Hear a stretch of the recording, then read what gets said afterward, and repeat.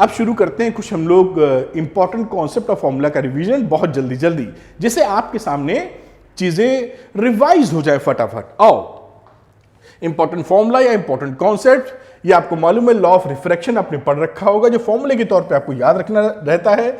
Snell's law, sine i upon sine r, और ये refractive index है, refractive of the medium 2 with respect to 1। और फिर refractive index का ही C अपॉन V से दिखाते हैं, speed of light in vacuum upon speed of light in media. इन सब फॉर्मूले को छोटे छोटे को आपको ध्यान में रखना चाहिए। इसी तरह एक और फॉर्मूला है जो आप वेवलेंथ के फॉर्म में लिख सकते हैं। इसके बाद बात करते हैं हम लोग कि refraction through a combination of media, मतलब यहां पर एयर है, देखिए, फिर ये वाटर है, वाटर H2O लिख देता हूं, और ये ग्लास है, और इसके बाद फिर नीचे एयर है। तो देखिए, एयर से वाटर, वाटर से ग्लास, और ग्लास से फिर ऐसा। अगर रिफ्रैक्टिव इंडेक्स देखिए जब वाटर का लेंगे तो μ2, ये अगर 1 μ2 लिखा है या लिखने का तरीका इस तरह लिखा है, बात बराबर है। Refractive index of medium 2 with respect to 1, ये इसका मतलब होता है। तो यहां देखिए साइक्लिक ऑर्डर में 1 से 2, 2 से 3, 3 से 1 लिखा है। इन तीनों को मल्टीप्लाई करेंगे, वैल्यू आती है 1। यानी जो रे यहां से आएगी वो अनडिविएटेड ही निकलेगी, बस उसके अंदर लेटरल डिस्प्लेसमेंट होने वाला है। मतलब जिस डायरेक्शन में जा रही थी, क्योंकि रिफ्रैक्टिव इंडेक्स पूरे का 1 हो गया और एयर का 1 होता है, तो ऐसे आएगी तो ये इसी डायरेक्शन में निकलेगी, बस इसमें लेटरल डिस्प्लेसमेंट यानी खिसक जाएगी, जो आप जानते हैं वो डिस्प्लेसमेंट होने वाला है, दैट्स ऑल। बाकी डायरेक्शन में कोई परिवर्तन नहीं होगा। बात करते हैं इसकी, ये फॉर्मूला बड़ा इंपॉर्टेंट है। इसको सरल भाषा में लिखा जाए तो μ2 1 लिख देता हूं, μ2 अपॉन μ1। इसको ऐसे पकड़ के रखिएगा, 1 कोई दूसरा मीडियम है, 2 कोई दूसरा मीडियम है, ये विथ रिस्पेक्ट टू एयर है, विथ रिस्पेक्ट टू एयर है। ये बहुत जगह इस्तेमाल होगा, आपके बहुत काम का फॉर्मूला हो सकता है। बहुत सुंदर बात। आगे बात करते हैं हम लोग रियल एंड अपेरेंट डेप्थ। इस पे छोटे छोटे सवाल यहां से लेके नीट से लेके जेईई मेंस तक बनते रहते हैं, लेकिन आपको ये फॉर्मूला आता है। ये जो डी लिखा है ये क्या है? Normal shift. नॉर्मल शिफ्ट का मतलब होता है कि कोई ऑब्जेक्ट अगर यहां रखा है तो वो कितना शिफ्ट हो गया है, खिसक गया है ऊपर। अगर आपसे पूछे कोई कि अपेरेंट डेप्थ क्या है, तो अपेरेंट डेप्थ की वैल्यू हो जाएगी रियल डेप्थ में से इस शिफ्ट को घटा देना। इस शिफ्ट डी को घटा देंगे तो अपेरेंट डेप्थ निकल आएगी। तो डी क्या है? Apparent depth, apparent normal shift, कितना वो ऊपर खिसक गया है, और अपेरेंट डेप्थ ऊपर वाली बात आ जाएगी। बहुत सुंदर बात है। अगर ये एक मीडियम की जगह कई मीडियम हो, जैसे यहां पे वाटर है, आप कोई ऐसा बीकर ले लें जिसमें पानी भी वाटर है, फिर ऊपर ऑयल डाल दीजिए, कुछ और ग्लिसरीन डाल दीजिए, तो जो भी शिफ्टिंग होगी वो इस फॉर्मूले से निकाली जा सकती है। बाकी आपको मालूम ही है कि म्यू की वैल्यू क्या होती है, वो भी डिस्कशन में आएगी आगे। तो ये देखिए क्रिटिकल एंगल से रिलेशनशिप है, mu equal to 1 upon sine c. इसको भी पकड़ के रखिएगा, बहुत जगह इस्तेमाल होने वाला है। ये कुछ कॉन्वेक्स की फोटोग्राफ्स हैं जो आपको अंदाजा लगाने के लिए दिए हैं, कॉनकेव, डाइवर्जिंग लेंस वगैरह वगैरह। ये देखिए यहाँ पे रिफ्रैक्शन के कई सारे केसेस बनते हैं, लेकिन वो केसेस का निचोड़ फॉर्मूला एक ही आता है। देखिए डिफरेंट केसेस हैं, जैसे कि refraction at convex spherical surface, तो कॉन्वेक्स वाले में 6 केसेस टोटल बनते हैं। मतलब तो the object line rare medium, object rare रखा है, डेंसर में जा रहा है, फलाना धमाका, ऐसे देखिए कई सारे आपको फॉर्मूले मिलेंगे, दर्शन करते चलिए, अभी डेरिवेशन के लिए इंपॉर्टेंट होते हैं। फिर कॉनकेव की बात करें, देखिए यहां पर बन गए 4 केसेस और 2 केसेस कॉनकेव के लिए बन जाते हैं, तो टोटल ये 6 केसेस बनते हैं, लेकिन उन सबके लिए फॉर्मूला अंत में एक ही आता है। तो इस फॉर्मूले को आपको ध्यान रखना है। ये हमारे स्फेरिकल सरफेस से जब भी रिफ्रैक्शन होगा ये फॉर्मूला वैलिड होगा, आप समझ पा रहे होंगे। बस इसमें ध्यान क्या रखना है, और आसानी से याद भी हो जाता है कि अगर आप सपोज करिए कोई ऑब्जेक्ट ऐसा रखा है, ये डेंसर मीडियम है, डेंसर मीडियम से कोई रे रेयर मीडियम में जा रही है, सपोज करिए ऐसे जा रही है, जो भी है, मैंने एक रफ फिगर आपके लिए बना दी, डेंसर से रेयर जा रही है, तो ये फॉर्मूला लगाएंगे। μ2 यहां पर डेंसर मीडियम को दिखा रहा है और μ1 यहां पर रेयर मीडियम को दिखा रहा है। ये याद करने का कितना सरल तरीका है भाई। u जो होता है वो जहां से रे जाती है उसी तरफ से u नापते हो, तो μ2 देखो डेंसर है ना, ये डेंसर से रेयर जा रही है, तो डेंसर से जा रही है, तो u अगर इधर है तो इसको पकड़ लो। मतलब लिखा है डेंसर टू रेयर, तो आपने लिखा डेंसर से रेयर, तो u के साथ में जहां से जा रही है, तो ये लिखा, और mu rarer V minus mu denser upon U is equal to यही format, mu r minus mu d, ये देखिए mu r minus mu d upon r. इसी तरह देखिए रेरर वाले में, रेरर वाला U से जा रहा है, इसमें रेरर से डेंसर, कई बच्चे कंफ्यूज रहते हैं इसलिए बता रहा हूं। तो रेरर से डेंसर, तो U वाला रेरर हो गया, भाई रेरर से जा रही तो U तो उसी में होगा, तो ये U2 minus U1 upon U2, U2 minus mu upon r. ये फॉर्मूला याद करके रखिएगा, ज्यादा समय देंगे तो बहुत लंबा वीडियो बन जाएगा। ठीक है, इसके बाद लेंस मेकर फॉर्मूला आता है, उसमें वैल्यू लिखी जाती है, वैल्यू भी आपको मालूम होगी 1 अपॉन एफ। अगर ये डिवाइड मार दीजिए तो इसको लिखोगे म्यू2 अपॉन म्यू1 माइनस 1, और ये हो जाएगा 1 upon R1 minus 1 upon R2। Important formula है, जगह जगह लगेगा, इसको पकड़ के रखिएगा। और अगर पहला मीडियम एयर होता है, जैसे लिखा है प्लेस्ड इन एयर, तो वहां पर म्यू1 की वैल्यू हो जाती है 1, इसलिए बन जाता है म्यू। बहुत सुंदर बात, ये उसी की वैरायटी लिखी हुई है, कोई घबराने की बात नहीं, फॉर्मूला सब वही है। ये थिन लेंस फॉर्मूला है, ये भी आप पहचानते हैं, इसमें भी कोई विशेष बात नहीं आती। ये m की वैल्यू है, आप जानते हैं लेंस में m की वैल्यू होती है v अपॉन यू, जहां जहां आएगा उसको हम लोग इस्तेमाल कर लेंगे लेंस के लिए रिफ्रैक्शन में। आगे चलते हैं, हम लोग पावर की बात करते हैं, तो पावर होता है 1 अपॉन एफ, जहां पर f अगर मीटर में रखा गया है तो पावर डायोप्टर d में मेजर की जाती है, यूनिट है, ऐसा यूनिट पूछा जा सकता है, बहुत छोटी सी बात है। अब 1 अपॉन एफ का ये लेंस मेकर फॉर्मूले से किया था, तो ये p के बराबर कर दीजिए, खेल इसका हो जाएगा खत्म, बहुत छोटी सी बात। आगे चलते हैं, अगर मान लीजिए 2-3 लेंसेज हैं तो सारे मैग्निफिकेशंस आपस में मल्टीप्लाई हो जाते हैं। जैसे कि मान लीजिए एक लेंस लगाया है, दूसरा लेंस यहां लगाया है, तो इसने मैग्नीफाई किया m1, इसने मैग्निफिकेशन दिया m2, कोई ऑब्जेक्ट था आपका, वो अल्टीमेटली कितना m मिलेगा टोटल, तो m की वैल्यू मल्टीप्लाई करेंगे ना कि जोड़ेंगे। कई बच्चे सोचते हैं m1 m2 को जोड़ दीजिए, जोड़ना नहीं, मल्टीप्लाई करना है, तो m is equal to m1 into m2, और इसी तरह जितने भी आएंगे सबको मल्टीप्लाई करके लिखा जा सकता है। अब देखिए अगले में जब इक्विवेलेंट फोकल लेंथ की बात की जाती है तो फोकल लेंथ इस तरह से ऐड होती है, power simply P1 plus P2 से ऐड होती है, तो इसको भी वेरी इंपॉर्टेंट है, जगह जगह यूज होता है, बोर्ड एग्जामिनेशंस के लिए काफी महत्वपूर्ण है। जब लेंसेस बिल्कुल इन कॉन्टैक्ट हों, चिपके हुए हों, जब इनके बीच का डिस्टेंस हो जाता है d, तो फॉर्मूला लगता है ये, इसको भी याद कर लीजिएगा, इंपॉर्टेंट है, 1 upon f is to 1 upon f1 plus 1 upon f2 minus d बीच का डिस्टेंस है f1 इंटू f2। और इक्विवेलेंट पावर की बात की जाए तो p is equal to P1 plus P2 minus d P1 P2, इन दोनों को याद करिएगा, इंपॉर्टेंट है इसलिए बता रहा हूं। आगे बात चलते हैं लेके प्रिज्म की बात करते हैं, तो प्रिज्म में आपको मालूम ही है, ये एक रिलेशनशिप होती है जो एक्सट्रीमली इंपॉर्टेंट है। I प्लस, ये देखिए लिखा है, मैं रिपीट लिख भी दूंगा तो कुछ हासिल नहीं होगा। I क्या है? Angle of incidence, angle of emergence I dash है, ये देखिए I है, ये angle of emergence I dash है।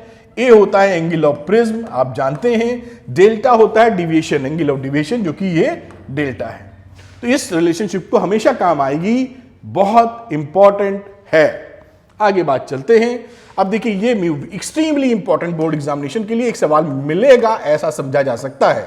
Mu equal to sine a plus, ये एंगल ऑफ मिनिमम डेविएशन है, अपॉन 2 और साइन ए बाई 2, इसको पकड़ के रखिएगा।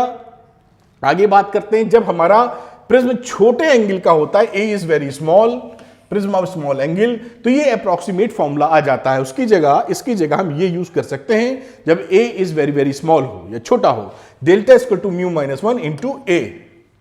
आगे चलते हैं, बात करते हैं एम की वैल्यू। अब आ जाता है सिंपल माइक्रोस्कोप। जब भी आप माइक्रोस्कोप या टेलीस्कोप की बात करेंगे, उसमें दो वैरायटी रहती है कि जो इमेज फॉर्मेशन है वो डी पे बन रहा है कि नहीं, 25 सेंटीमीटर पर, distinct vision, least distance of distinct vision पे, या इंफिनिटी पर इमेज बन रहा है कि नहीं, रिलैक्स्ड आई के लिए। तो हर चीज में दो दो आएगा कि फाइनल इमेज कैपिटल डी पर बन रहा है या फाइनल इमेज रिलैक्स्ड आई के लिए इंफिनिटी पे बन रहा है, तो दो दो फॉर्मूले मिल जाएंगे।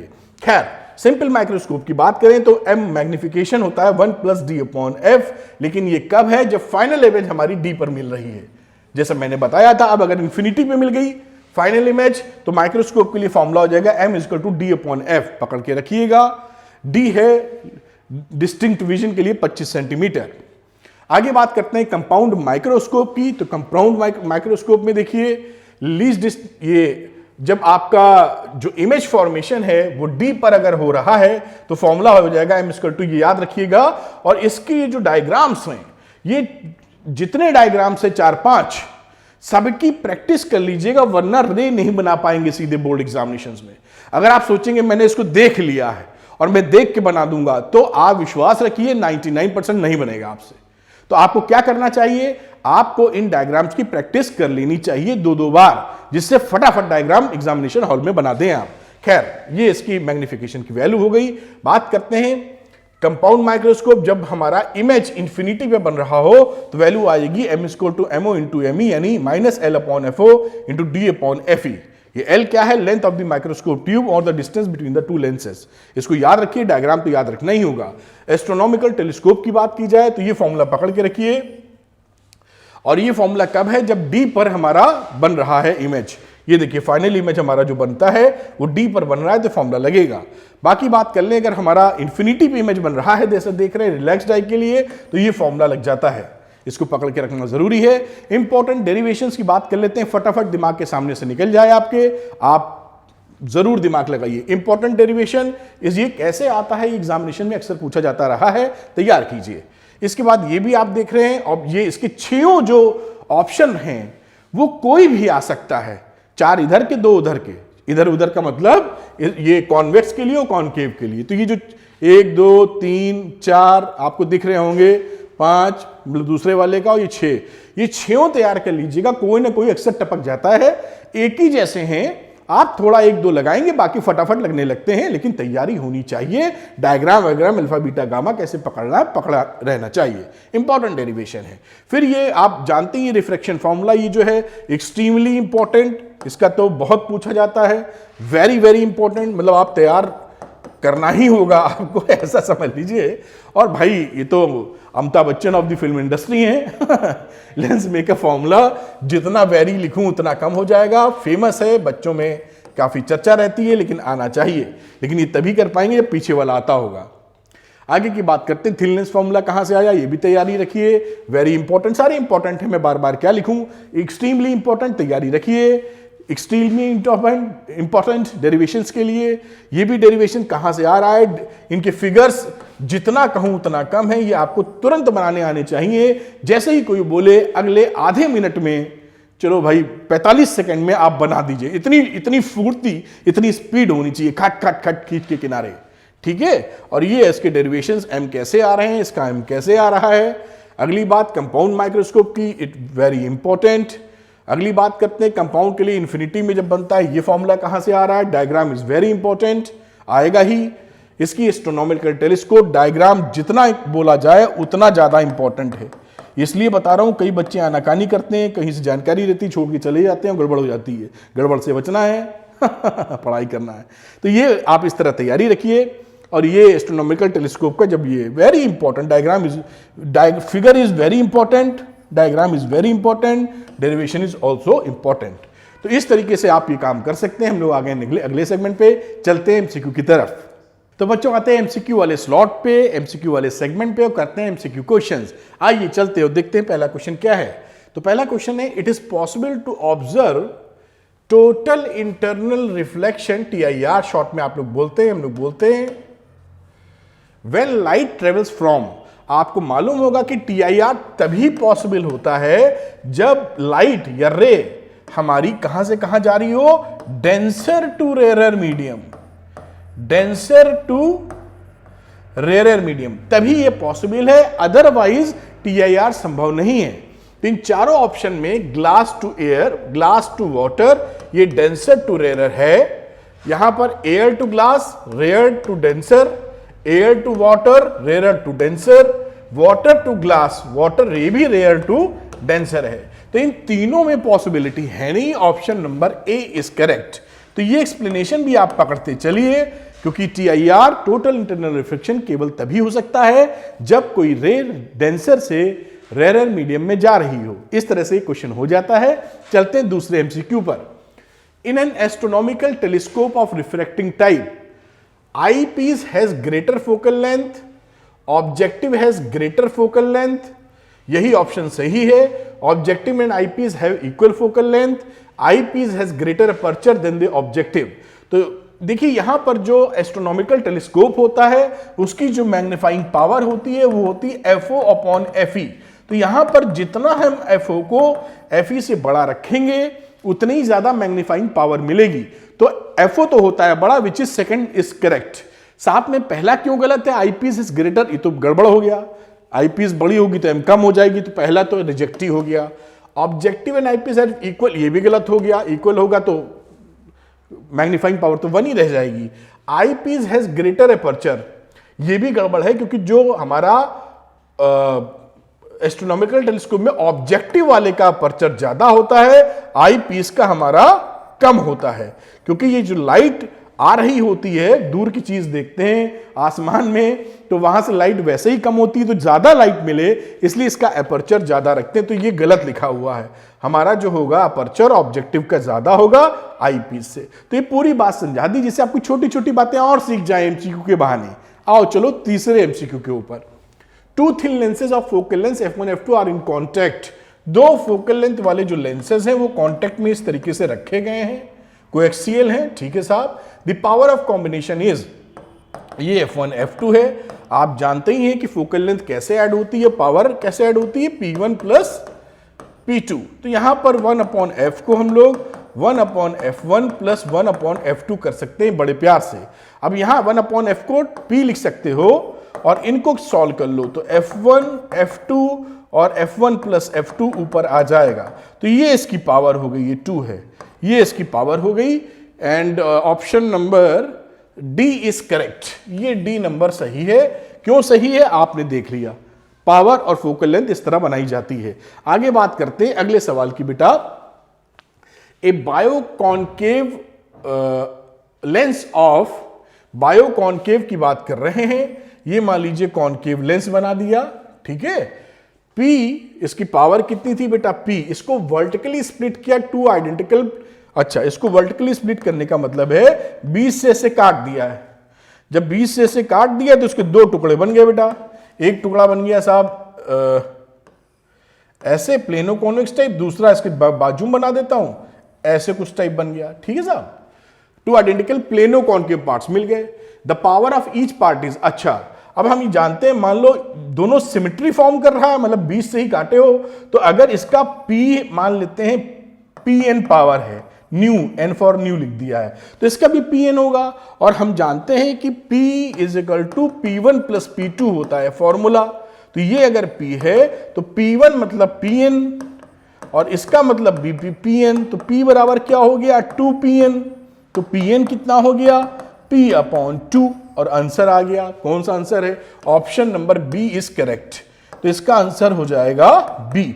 और कैसे हुआ वो आप देख पा रहे होंगे, तो आसानी से आप इसको B/2 लिख सकते हैं बेटा। अगले सवाल के ऊपर चलते हैं हम लोग बेटा। A piece of glass immersed in a colourless liquid is not visible, it is so because. अब आप ध्यान दीजिएगा कि जैसे कोई भी चीज हमको तभी दिख सकती है या फर्क दिख सकता है जब दो चीजों में रिफ्रैक्टिव इंडेक्स का फर्क हो। जैसे मान लीजिए वाटर है, वाटर में अगर आप कोई लेंस डाल देते हैं या कोई भी चीज डाल देते हैं और इस लेंस का रिफ्रैक्टिव इंडेक्स म्यू इस वाटर के रिफ्रैक्टिव इंडेक्स के बराबर अगर हो जाए तो ये लेंस दिखना बंद हो जाएगा, ये पानी, क्योंकि रिफ्रैक्शन होगा ही नहीं, लाइट सीधी निकल जाएगी। तो जब लाइट सीधी निकल जाएगी तो आपको कहां पता चलेगा मीडियम फर्क है। हम देख रहे हैं बीच में एयर है लेकिन रिफ्रैक्शन नहीं हो रहा, सब एयर मोरलेस सेम डेंसिटी की है। अब यहीं पे आग जला दीजिए तो गर्माहट की वजह से डेंसिटी बदल जाएगी, तो पीछे वाली चीजें लपकती हुई दिखती हैं, टेढ़ी मेढ़ी होने लगती हैं। आप मेरी बात से बात शायद आप पकड़ पा रहे होंगे, वो टेढ़ी मेढ़ी होने लगती हैं इसी वजह से। तो यहां पर सिंपल सी बात है कि जब भी इस a piece of glass, lens था, मान लीजिए ग्लास का भी टुकड़ा हो, तो ग्लास का टुकड़े का जो रिफ्रैक्टिव इंडेक्स है वो इस लिक्विड के बराबर होना चाहिए, तो दिखना बंद हो जाएगा।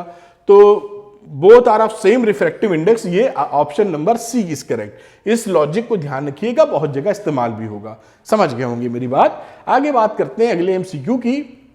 लिखा है a fish which is at a depth of 12 centimetre in water. कोई फिश है, इस व्यू होगी कहीं, मान लेते बॉटम में ही है, कहीं मान लीजिए एक फिश है जो कि है 12 सेंटीमीटर नीचे। ये जरूरी नहीं कि बॉटम में हो, कहीं ऊपर भी हो सकती है, जहां भी है 12 सेंटीमीटर नीचे है। वाटर का रिफ्रैक्टिव इंडेक्स जो है साहब वो है 4/3 3 according to question is viewed by an observer on the bank of a lake. ये लेक है, मैंने बीकर बना दिया है, आप लेक समझ लीजिए, कोई ऑब्जर्वर देख रहा होगा, आप ऐसे कोई आंखें बना दीजिए तो इस तरीके से कोई देख रहा होगा। Its apparent depth as observe by the observer, इसकी अपरेंट डेप्थ उसको कितनी डेप्थ पे दिखाई पड़ेगा रिफ्रैक्शन की वजह से। तो आप तो ये बड़ा सिंपल फॉर्मूला, आप म्यू की वैल्यू जानते हैं कि real depth upon apparent depth, apparent depth, ये फॉर्मूला आपने पढ़ी रखा है उम्मीद करते हैं। तो ये म्यू फॉर्मूला लगा दो, रियल डेप्थ कितनी थी 12 सेंटीमीटर और अपरेंट डेप्थ हमको निकालनी है, तो अपरेंट डेप्थ AD लिख देते हैं और म्यू की वैल्यू दे रखी है 4/3। तो अपरेंट डेप्थ कितनी हो गई बेटा 12 इंटू अपॉन 4 इंटू 3, तो 4 3 जा 12, 9 सेंटीमीटर का आंसर आ गया बेटा। बस ये 9 सेंटीमीटर इज द आंसर। ये खेल खत्म हो गया। इस तरह से निकलेगा। बच्चों वाला सवाल था लेकिन एग्जामिनेशन में आता रहता है, तो ध्यान रखिए। चलते हैं अगले सवाल पर। ये रहा अगला MCQ का part. The focal length of a convex lens of glass of refractive index, वो म्यू कितना है 1.5 इज 2 सेंटीमीटर। फोकल लेंथ भी दे रखी है, ये है 2 सेंटीमीटर।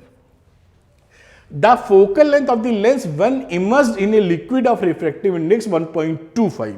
ये refractive index of glass with respect to air लिख देते हैं सफाई से और इसको F1 कर देते हैं। अब ये कह रहा है कि ये जो कॉन्वेक्स लेंस था इसको हम लोगों ने क्या किया, एक लिक्विड में डाल दिया और अब बताइए कि इसकी फोकल लेंथ कितनी होगी। शायद द फोकल लेंथ, अब इसकी मान लीजिए फोकल लेंथ F2 है, तो F2 बतानी कितनी होगी। और ऊपर से इस लिक्विड का रिफ्रैक्टिव इंडेक्स दिया हुआ है, वो कितना है विथ रिस्पेक्ट टू एयर। जब नहीं लिखा होता तो विथ रिस्पेक्ट टू एयर होता है, एब्सोल्यूट रिफ्रैक्टिव इंडेक्स 1.25।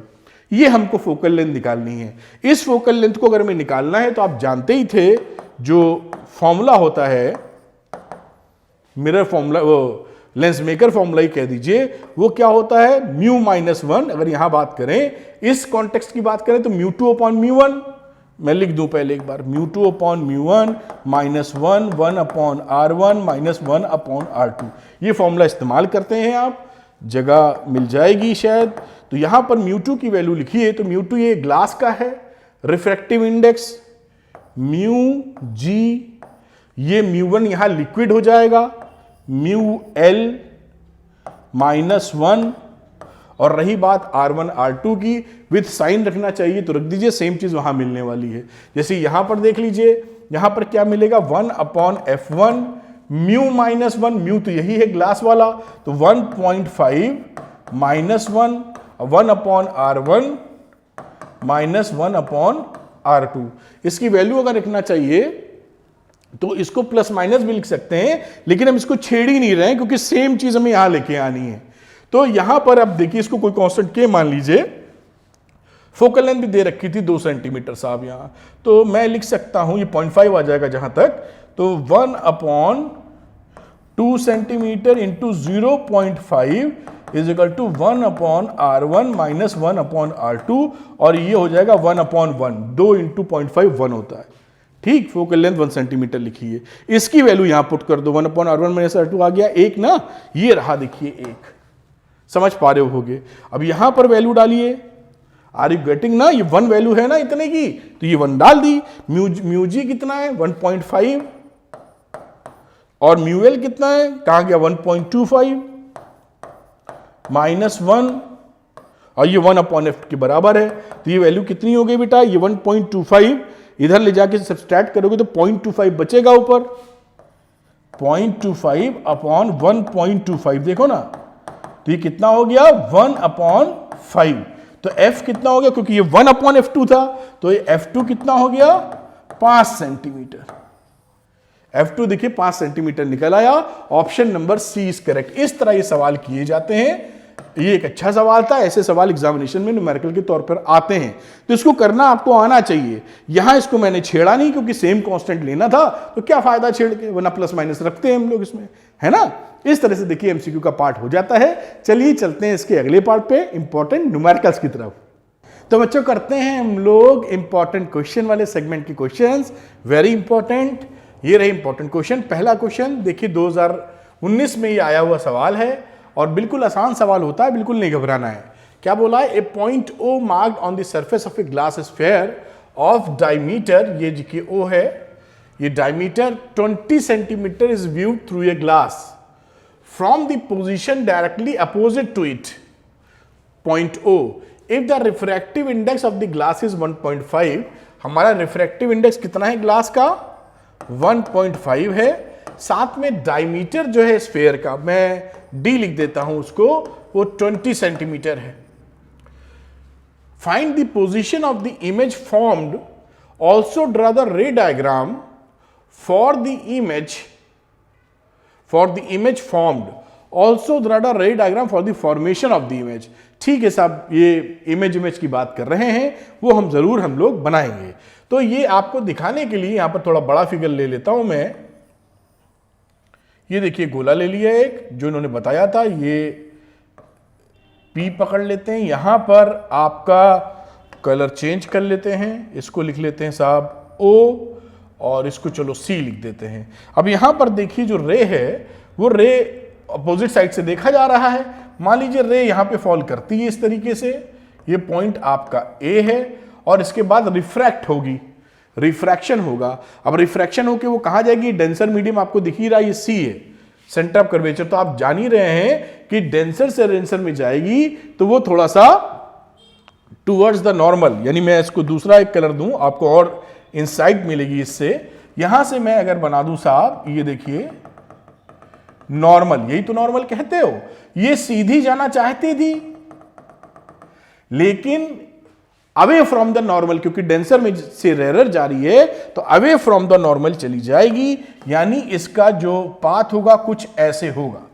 ठीक, तो ऐसा अगर आप समझने के लिए तो यहां कहीं मुझे लगता है इमेज फॉर्मेशन होना चाहिए। एग्जैक्टली कहां होगा समझते ही, थोड़ा सा आप अंदाजा लेंगे तो बहुत ज्यादा नॉलेज मिलेगी आपको।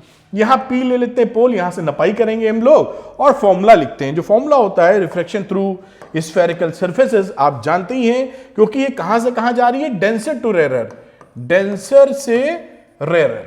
तो आपको फॉर्मूला मैंने बताया था कि म्यू आर इस केस के लिए V माइनस डेंसर से जा रही है, U के ऊपर डेंसर जहां से जा रही है या जहां को जा रही है वो इधर पकड़ लीजिए, is equal to mu r minus mu d upon r. ये फॉर्मूला लगाएंगे हम लोग, जो आपको पता है भी, वैल्यूज रखने की कोशिश करते हैं बेटा। म्यू आर की बात करते हैं तो म्यू आर हो गया एयर विच इज 1। कहां बनेगी इमेज पता नहीं। यहां की बात करते हैं म्यू डी, डेंसर मीडियम का रिफ्रैक्टिव इंडेक्स ग्लास का है 1.5। रही बात U की, तो यहां से आप नाप रहे हैं पोल से, ये कितनी दूर है यहां से यहां तक, तो आप जान रहे हैं 20 सेंटीमीटर का इसका डायमीटर है। और ये U कैसा लेंगे आप? U इज निगेटिव, तो ये आ जाएगा निगेटिव 20 सेंटीमीटर। बात पकड़ में आई। आगे लिखते हैं म्यू आर है 1, क्योंकि एयर है 1 माइनस म्यू डी मतलब 1.5। और रही बात R की, तो इसका जो कर्वेचर है यहां से नापेंगे तो किस डायरेक्शन में है? माइनस है। ये देखिए रे इधर से आ रही है और ये इस तरीके से है, तो इसका R किधर हो जाएगा? माइनस की तरफ। तो माइनस और R कितना रेडियस? 20 है डायमीटर, तो 10 है रेडियस ऑफ कर्वेचर, -10। और इसका खेल हो गया खत्म। मतलब इसको सॉल्व करना, आंसर निकालना है। थोड़ा इसको ऊपर ले जाता हूं मैं, शायद यहां तक काम हो जाए तो बड़ी अच्छी बात है। ठीक है, अब देखते हैं इसको सॉल्व करके V कितना आने वाला है। तो साहब छोटा छोटा लिखते हैं जिससे यही काम हो जाए। 1/V और यहां प्लस आ जाएगा, और अगर आप 15/200 आ जाएगा, डेसिमल हटा दें तो आप, तो प्लस 15/200 भी लिख देता हूं, अगले में सॉल्व कर दूंगा। यहां बात करें तो ये माइनस माइनस प्लस हो जाएगा, ऊपर आ जाएगा 0.5, नीचे 10, यानी 5/100। देखिए आप देख पा रहे होंगे, एक में से 0.5 के -0.5 माइनस माइनस प्लस 0.5/10, पॉइंट हटा दिया, 100 आ गया यहां। अब देखिए वहां, अब 1/V की बात करें तो 5/100 काट भी सकते हैं आप, और माइनस काट इसलिए नहीं, 100-200 बड़े आसानी से हो जाएगा, -15/200। तो ये एलसीएम हो गया 200, ये हो गया 10 माइनस 15, वैल्यू यहाँ की कितनी आ गई भाई, माइनस आई और 200 आई, ये 40 आ गई जहां तक लगता है। तो v कितनी आ गई बेटा, -40 सेंटीमीटर। आप देख पा रहे होंगे, उम्मीद कर रहे हैं। v 40 सेंटीमीटर का मतलब क्या है कि पोल से लेकर आपका जो इमेज फॉर्मेशन है ये कहां पर है, 40 सेंटीमीटर दूर। और रे डायग्राम तो बेसिकली मैं पहले ही बना चुका था, बनाने की आवश्यकता दोबारा रही नहीं कि यहां से देखिए रे जा रही है, डेंसर टू रेयर मैंने बनाया, अवे फ्रॉम नॉर्मल से अवे हो जाएगी और पीछे ये आपका इमेज फॉर्म मिलेगा जो कि इस तरफ मिलेगा 40 सेंटीमीटर। तो इस तरीके से क्वेश्चन हो जाता है, बड़ा आसान क्वेश्चन है, थोड़ा सा भी आप ध्यान दे देंगे एक भी क्वेश्चन गलत होने वाले नहीं है साहब। चलिए इसका दूसरा क्वेश्चन देखते हैं। ऐसे क्वेश्चन आएंगे एग्जामिनेशन में 100% कर भी लेंगे आप, बस थोड़ी सी सावधानी रखनी है आपको। बस अगले क्वेश्चन की तरफ चलते हैं। उसी का एक भाई है, इस भाई को भी निपटाएंगे। ये 2019 में आया था साहब। A converging beam of line traveling in air converges at a point P। अब ये एक सिचुएशन क्या है कि पहले कोई रे थी, देखिए वो ऐसे कन्वर्ज कर रही होगी, जो इन्होंने बोला ये बीम है, ये जो बीम है ना ये पॉइंट P पे कन्वर्ज कर रही थी। अब आपने क्या किया, व्हेन ए ग्लास स्फीयर, अब इसके बीच में अब स्फीयर रख दिया ऐसे, वो जो रखा हुआ है sphere of the refractive index 1.5, इसका रिफ्रैक्टिव इंडेक्स कितना है 1.5, ग्लास का refractive index is introduced in between the path of the beam, calculate the new position. अब क्या होगा, जब ये कहानी बन गई तो रिफ्रैक्शन हो जाएगा, एक बार यहां और एक बार यहां, फाइनल इमेज तब आएगी। बात पकड़ में आ रही होगी क्योंकि रिफ्रैक्शन होना है। अब कैलकुलेट द न्यू पोजीशन, नया पोजीशन बताएंगे of the image, also draw the रे diagram of the image formed. ठीक है साहब, इस यहां जो डायमीटर है वो 10 सेंटीमीटर दिया गया है, ये हिस्सा 10 सेंटीमीटर है, और तो कुछ जानकारी नहीं है। तो अब इसी को मैं थोड़ा ऊपर कर लेता हूं और इसी में बताने की कोशिश करता हूं आपको। यहां भी फॉर्मूला लगा देंगे। पहले इस सरफेस की बात कर रहे हैं हम लोग, इसका पॉइंट P1 लिख देते हैं, यहां से नपाई करेंगे। ये पहला रिफ्रैक्शन इस सरफेस से होगा, आप देख पा रहे होंगे।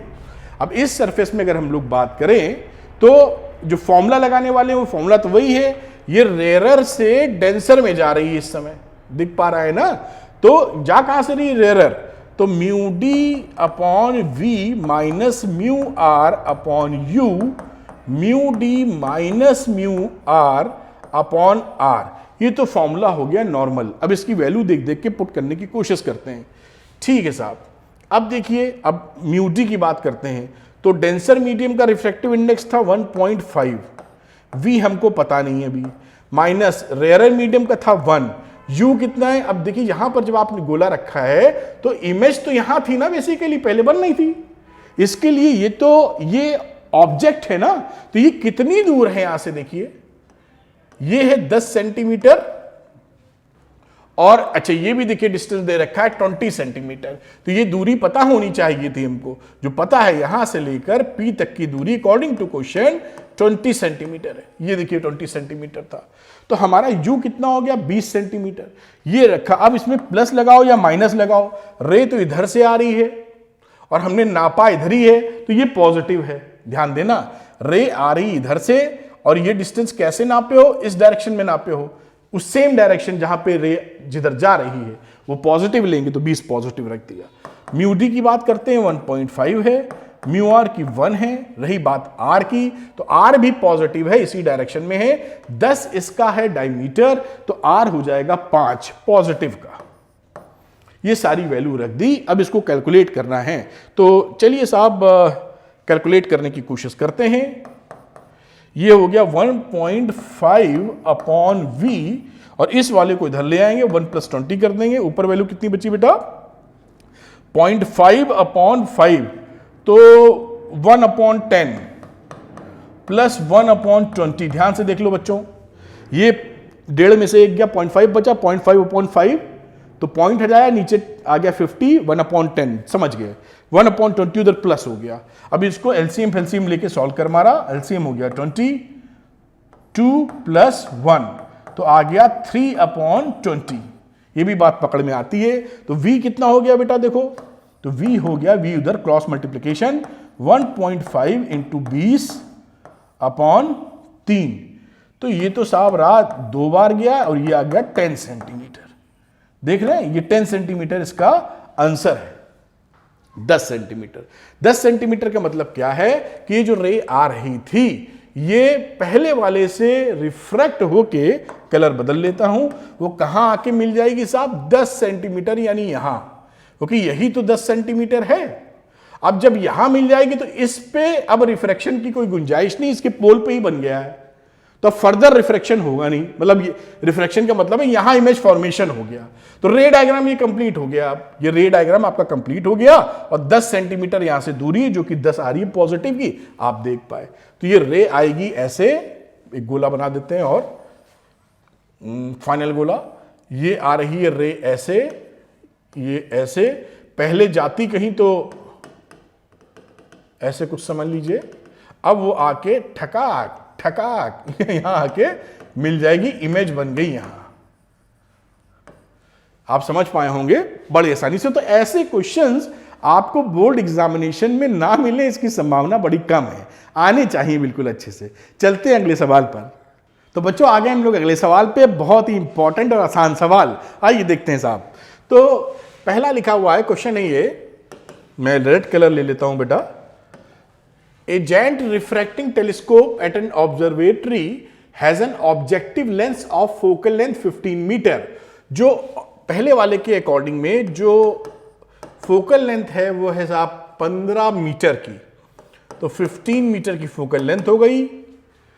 If an eyepiece of focal length, eyepiece की जो फोकल लेंथ है वो 1 सेंटीमीटर है, तो 1 सेंटीमीटर अगर मैं मीटर में चेंज करूं तो 1 इंटू 10 की पावर -2 मीटर लिखी जा सकती है।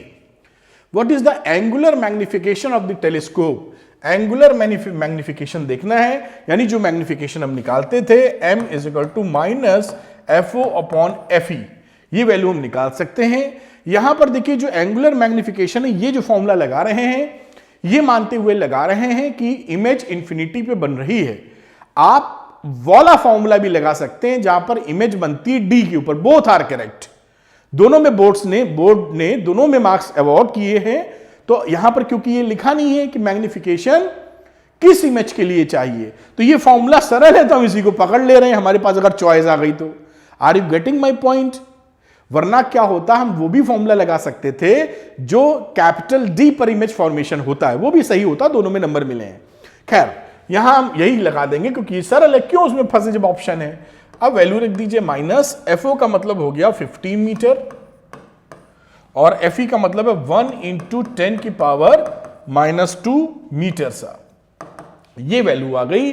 अब मैग्निफिकेशन आप देखें 10 की पावर 2 प्लस में चला जाएगा तो -1500 वैल्यू आ गई, ये भी मीटर है। तो इसका मतलब क्या है कि जो हमारा इमेज बनेगा वो 1500 गुना बड़ा बनेगा। साथ में माइनस साइन क्या बता रहा है कि हमारा जो इमेज है वो इन्वर्टेड है, ये इन्वर्टेड है फाइनल इमेज, तो इन्वर्टेड इमेज हमारा बन रहा है और साथ में इसका जो मैग्निफिकेशन है वो 1500 है, 1500 गुना, यही आपका आंसर है। रही बात सेकंड वाले पार्ट की, उसको भी हम लोग करते हैं पार्ट नंबर बी। लिखा if this telescope is used to view the moon, चंदा मामा को देखना चाहते हैं। What is the diameter of the image of the moon formed by the objective lens? बड़ी अच्छी बात है, ऑब्जेक्टिव लेंस की चर्चा कर रहा है, ध्यान रखना। The diameter of the moon is, दे रखा है डायमीटर मून का, and the radius of the lunar orbit, ये भी दे रखा है। अब देखिए ऐसे सवालों को लेकर डरना नहीं, बहुत सरल होते हैं। देखिए मैं फिगर दिखाता हूं आपको। मान लीजिए ये ऑब्जेक्टिव लेंस है जिसकी ये चर्चा कर रहे हैं, चंदा मामा होंगे कहीं बहुत दूर, तो चंदा मामा का थोड़ा सा अलग कलर ले लेते हैं। ये सपोज करिए चंदा मामा बहुत दूर है, ये पास में नहीं है, मत समझना पास है। अब जब इनका इमेज फॉर्मेशन करोगे तो ये साहब इन्होंने ऐसे इमेज बना दी, यहां चंदा मामा की इमेज बन गई। ये क्या है? इमेज ऑफ चंदा मामा, इमेज ऑफ मून। और ये क्या है? Moon object. अब यहां पर जो फिगर्स दे रखी हैं देखिए कितना सरल। अब ये क्योंकि ये आप यहां पर देखें तो बोथ एंगल्स आर सेम, अगर ये अल्फा है तो ये अल्फा है। और भी बातें कर लेते हैं। ये कितना दे रखा, मून कितना दूर था, ऑर्बिट था 3.8 3.8 इंटू 10 की पावर 8, साथ में डायमीटर मून का कितना था 3.48 इंटू 10 की पावर 6 मीटर। ठीक, इसे मैं कैपिटल डी कह देता हूं क्योंकि आगे भी सवाल आप कर पाए इसलिए ये सिंबल्स यूज कर रहा हूं। आगे बात करते हैं हम लोग, और यहां पर ये इसके वाले डायमीटर को स्मॉल डी कह देते हैं, और क्योंकि इंफिनिटी पे है तो फोकल लेंथ पे बनेगा ये focal length of the objective.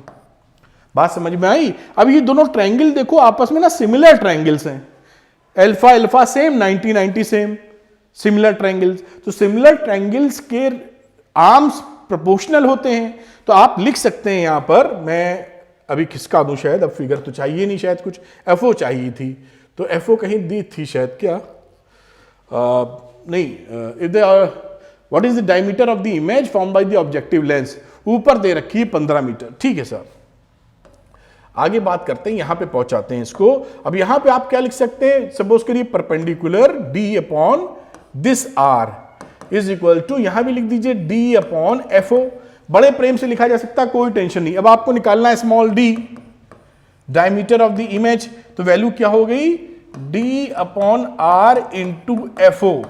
इसमें कोई भी कष्ट का अनुभव नहीं हो सकता आपको। अब देखिए कैपिटल डी कितना है 3.48 इंटू 10 की पावर 6, स्मॉल आर बेटा कितना है 3.8 इंटू 10 की पावर 8, और फोकल लेंथ 15 थी ऑब्जेक्टिव वाले की। अब इसको जब आप सॉल्व करेंगे तो स्मॉल डे की वैल्यू मिल जाएगी आपको 0.137 मीटर, सेंटीमीटर में लिखना चाहें तो 13.7 सेंटीमीटर। ये इमेज जो मून की है उसका डायमीटर मिल जाएगा। और ऐसे सवाल देखिए कितने आसानी से आप कर पाएंगे, इसमें कोई भी घबराने की आवश्यकता नहीं है। पढ़ के घबरा जाएंगे कैसे होगा सवाल, मजा नहीं आएगा। इस तरह से सवाल कर सकते हैं। चलते हैं इसके अगले सवाल पे। ये रहा इसका अगला सवाल, सब कलर वलर लाल ले लेते हैं। अब इसको देखिए करने की कोशिश करेंगे हम लोग। एन इक्विलैटरल ग्लास प्रिज्म, ये ग्लास प्रिज्म है इक्विलैटरल, इसको ए बी सी कह देते हैं, ये एंगल है इसका प्रिज्म एंगल। रिफ्रैक्टिव इंडेक्स इसका दे रखा है ग्लास का या प्रिज्म का, कितना है 1.6 in air. Calculate the angle of minimum, angle of deviation, angle of minimum deviation delta m चाहिए when kept in medium of refractive index, ये एयर के अकॉर्डिंग है। अब कह रहा है कि आप जब एक दूसरे मीडियम में, मीडियम के लिए दूसरा कलर यूज कर लेते हैं, ये सपोज करिए एक दूसरे मीडियम में इसको रख दिया आपने, ठीक, उस मीडियम का रिफ्रैक्टिव इंडेक्स कितना है वो दे रखा है 4√2/5। उम्मीद आपको साफ सुथरे तरीके से नजर आ रहा होगा, ये है मीडियम का। अब कह रहा है कि बताओ भाई कितनी कहानी है, बिल्कुल बता दें, कोई टेंशन थोड़ी है। अब हमने जो फॉर्मूला पढ़ रखा था म्यू या 2 म्यू 2/μ1, याद कीजिए sine a plus minimum deviation upon 2 upon sine a by 2। इस फॉर्मूले को ध्यान कीजिए, ये जो म्यू लिखा रहता था वो म्यू किसी के रेस्पेक्ट नहीं होता है, रिफ्रैक्टिव इंडेक्स नहीं लिखा होता तो एब्सोल्यूट मानते हैं, ठीक है। म्यू 2 की चर्चा करते हैं तो म्यू 2 हो गया आपका ग्लास का रिफ्रैक्टिव इंडेक्स, तो 1.6, और ये म्यू 1 हो गया आपका 4√2/5। अभी यहां लिख देते हैं फिर सेट कर लेंगे। साइन लिखिए, ए दे रखा है, इक्विलैटरल ग्लास प्रिज्म है, इक्विलैटरल है तो तीनों एंगल होंगे बराबर, तो ए की वैल्यू इक्विलैटरल में 60 डिग्री हो जाएगी, ठीक है साहब। अब ए की वैल्यू 60 डिग्री पुट कर दी, 60 degree plus delta m upon 2, और नीचे आ गया साइन 60 डिग्री अपॉन 2। आप पहली फीड कर रहे हैं इसलिए कहीं मैंने छेड़खानी नहीं की। अब यहां पर हम लोग कैलकुलेट करेंगे आगे। ये आप देखिए तो 4 से डिवाइड मारिए तो 0.4, 4 चौक 16 होता है ना, इंटू 5 ऊपर और √2 नीचे। अभी इसको छोड़ देते हैं, यहां value i sine 60 plus delta m upon 2, और ये वैल्यू आ गई साइन 30 डिग्री। इसकी वैल्यू कितनी आ जाएगी, अब देखिए sine 60 plus delta m upon 2, 5 4 जा 20, तो ये वैल्यू हो जाएगी 2, तो 2 अपॉन रूट 2 और साइन 30 होता है 1 अपॉन 2, तो ये आप 2 से 2 कट गया, 1 अपॉन रूट 2 आ गया। 1 अपॉन रूट को साइन 45 डिग्री लिखा जा सकता है, ये रहा साइन 45 डिग्री। अब यहां पर देखिए बच्चों, साइन और सिंपल भाषा में आप लिख सकते हैं 60 degree plus delta m upon 2 is equal to 45 degree, यानी 60 प्लस डेल्टा m बराबर 90 degree, delta m is equal to 30 degree आपका आंसर है। इस तरह से देखिए सवाल निकाल सकते हैं, कहीं से कोई टफ लगने की बात ही नहीं है, बहुत आसान है, वेरी इजी। बस थोड़ा सा ध्यान कर लीजिए, पढ़ लीजिए, बाकी है ही कि आपके सामने है सवाल। इस तरह से ऐसे कुछ यही क्वेश्चंस आ रहे हैं, यही आएंगे। इतना सीख लिया तो आप सारे सही करके आएंगे, चिंता ही ना कीजिए। चलते हैं अगले सवाल पर। तो बच्चों करते हैं अगला सवाल, वेरी इंटरेस्टिंग, वेरी इजी। तो ये आया था अपना देखिए कई बार आया 2019 में, 11 में वगैरह वगैरह ऐसे ही सवाल आते हैं। Find the position of the image formed of an object o, ये ऑब्जेक्ट है, इसकी इमेज पता करनी है। By the lens combination, 3 lens लगा रखे हैं, कोई घबराने की आवश्यकता नहीं है। लेंस का फॉर्मूला मैं छोटा छोटा लिखता हूं, जैसे यही हो जाए तो बड़ी अच्छी बात। ये लगता है लेंस का फॉर्मूला आपको पता ही होगा, कोई विशेष बात नहीं। पहले लेंस की चर्चा करते हैं, इसका नंबर दे देते हैं for first lens, second lens और थर्ड लेंस, जैसे कि बातचीत करना आसानी रहे। इसके लिए पहले लेंस की बात कर रहे हैं हम लोग, तो यहां पर सीधे मैं वैल्यू पुट कर रहा हूं, ध्यान से देखिएगा। हमें v नहीं पता, हमको u पता, u है माइनस में, तो ये रहा साहब -30। f कितना है 10 सेंटीमीटर, जो कि पॉजिटिव इन नेचर है। खेल खत्म। तो 1 अपॉन v निकालने गए तो 1 अपॉन 10 और ये प्लस इधर जाएगा तो -1 अपॉन 30। आप 30 एलसीएम ले लिया, 3 - 1 यानी 2 अपॉन 30, यानी आ गया 15। तो v की वैल्यू कितनी आ गई बेटा, v1 लिख देते हैं, which is 15 centimetre positive in nature. तो पहले वाले के लिए जो फर्स्ट था, इसके लिए 15 सेंटीमीटर पॉजिटिव, यानी 15 सेंटीमीटर इधर पीछे आपकी इमेज फॉर्मेशन हुई। चलो बड़ी अच्छी बात है। अब मैं सेकंड के लिए केस करूंगा। सेकंड के लिए फॉर 2 इस लेंस की चर्चा कर रहा हूं। पहले वाले ने इमेज बनाई थी पीछे 15 सेंटीमीटर, तो 5 सेंटीमीटर तो डिफरेंस घट ही गया। 15 में से 5 घटाओ, इसके पीछे 10 सेंटीमीटर बचा, यानी इसका u कितना हो जाएगा, u हो जाएगा पॉजिटिव 10 सेंटीमीटर। समझ में आई बात नहीं है? ये 15 सेंटीमीटर, इसके पीछे 15 सेंटीमीटर इमेज बन रही थी, 5 सेंटीमीटर ये माइनस कर दिया, इसके पीछे 10 सेंटीमीटर इधर नाप रहे हो और इधर से आ रही है तो पॉजिटिव, तो u हो गया आपका प्लस सेंटीमीटर। फॉर्मूला लगा दिया, 1 अपॉन v हमको मालूम नहीं, -1 अपॉन u और रहा 1 अपॉन f। 1 अपॉन f का मतलब -10, ठीक है। 1 अपॉन v कितना आ गया, इधर गया प्लस माइनस हो जाएगा, आप देख पा रहे हैं 0, यानी v कितना यहां पर आ गया। v2 की बात कर दूं अगर, दिस इज v2, तो मैं कह दूं यहां पर आ गया इंफिनिटी, ठीक। इसका मतलब ये फोकल लेंथ होगा इसका, बेसिकली इसकी फोकल लेंथ पे रखे होगे तो इंफिनिटी पे बना देगा। खैर v2 इंफिनिटी बन जाता है। तीसरे वाले के लिए चर्चा करते हैं, यहां पे जगह है थोड़ी, ठीक। अब v3 के लिए बात करें तो v3 के लिए u3 कितना होगा साहब। अगर आप सवाल ना भी लगाएं, भाई ये बना रहा है इंफिनिटी पे, तो इसके लिए ये 10 सेंटीमीटर इंफिनिटी में क्या उखाड़ लेगा, तो इसके लिए u इंफिनिटी हो गया। तो कोई चीज इंफिनिटी पे होती तो इमेज कहां बनती है, उसकी इमेज बनती है फोकस पे, यानी ये कितना बनाएगा 30 सेंटीमीटर बाजू में। थ्योरेटिकल कॉन्सेप्चुअली कर लिया सवाल, पकड़ में आ रहा है ना। इसने इंफिनिटी पे इमेज बनाई, इस इंफिनिटी का मतलब बना दी इंफिनिटी। अब इसके लिए इंफिनिटी क्या हो गया, ऑब्जेक्ट इंफिनिटी पे है तो इमेज कहां बनाएगा, फोकल लेंथ 30 सेंटीमीटर पे, 30 सेंटीमीटर पॉजिटिव का निकल आया, मतलब समझ में आई बात आपको।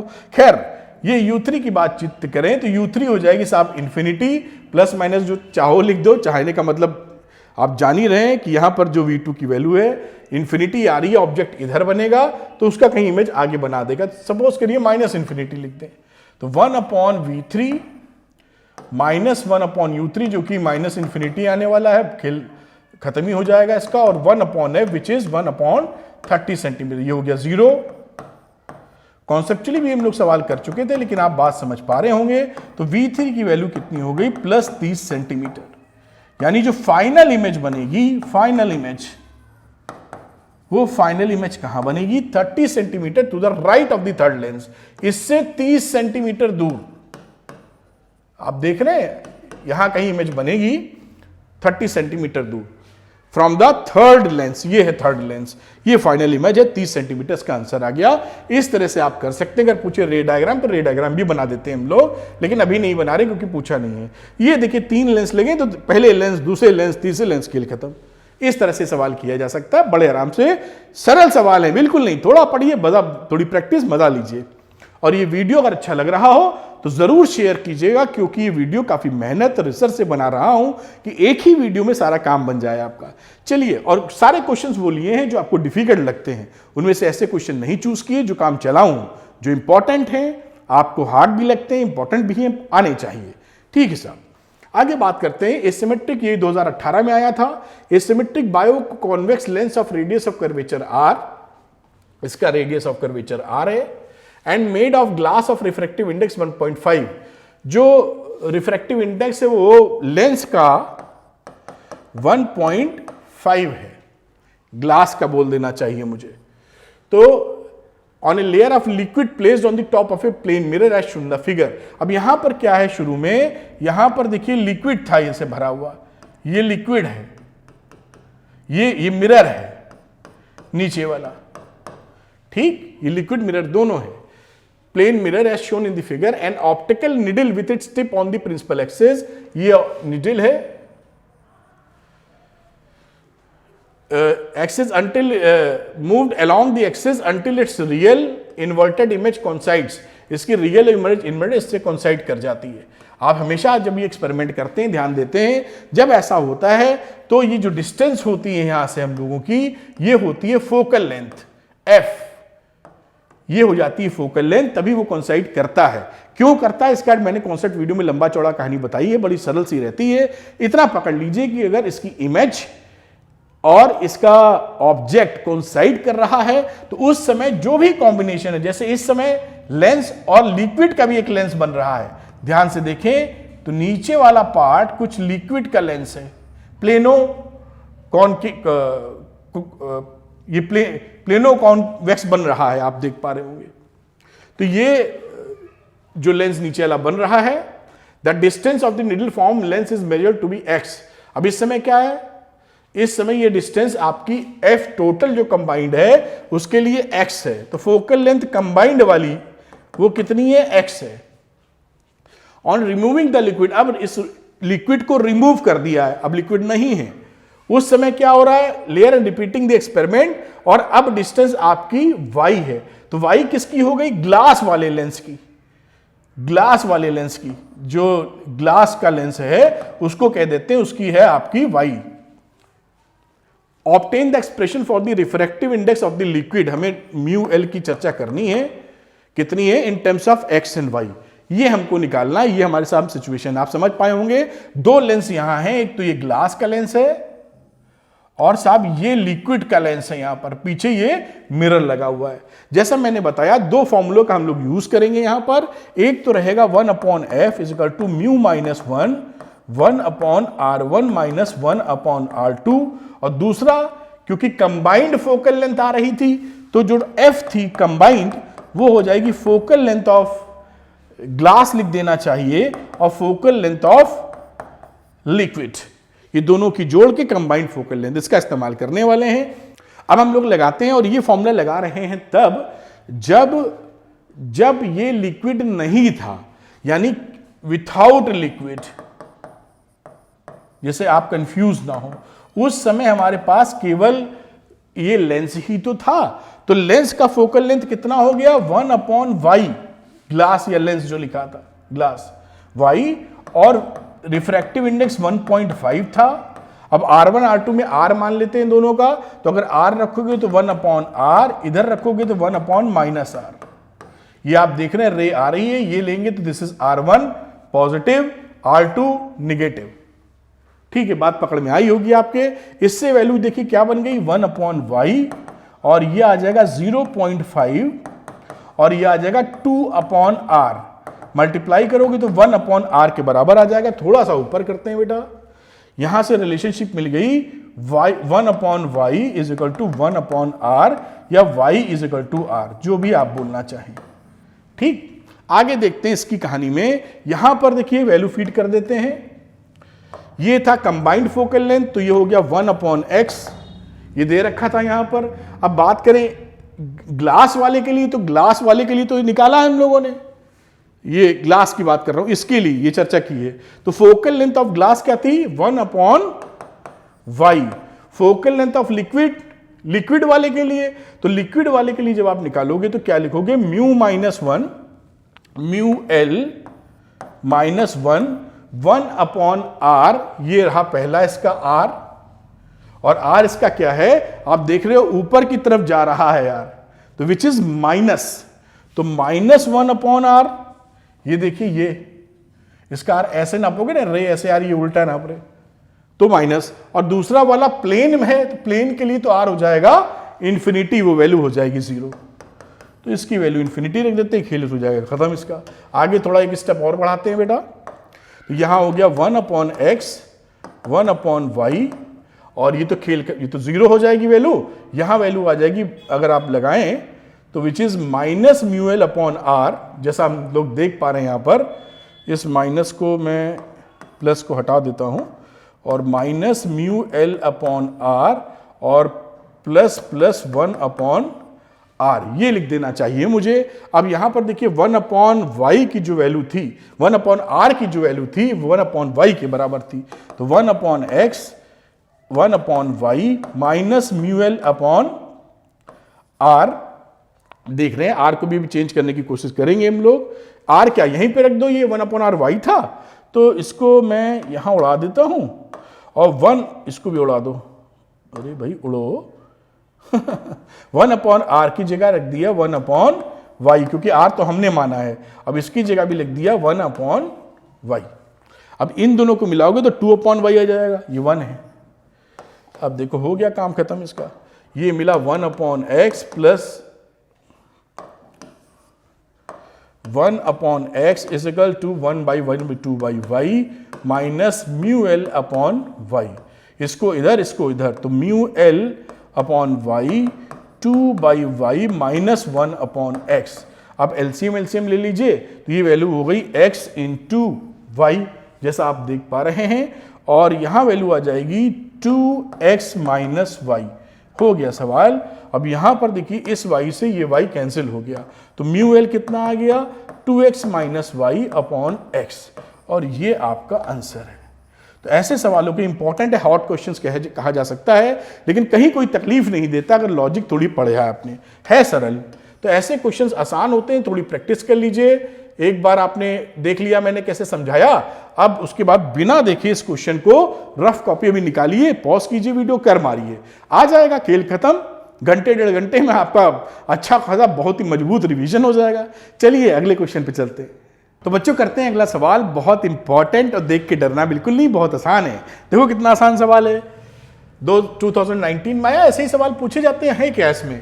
एन एमेच्योर, एक कोई लड़का है, एस्ट्रोनॉमर है, थोड़ा सा नौसिखिया है ऐसा समझिए, विशेष टू एस्टिमेट रफली द साइज ऑफ द सन, सन के साइज को समझना चाहता है।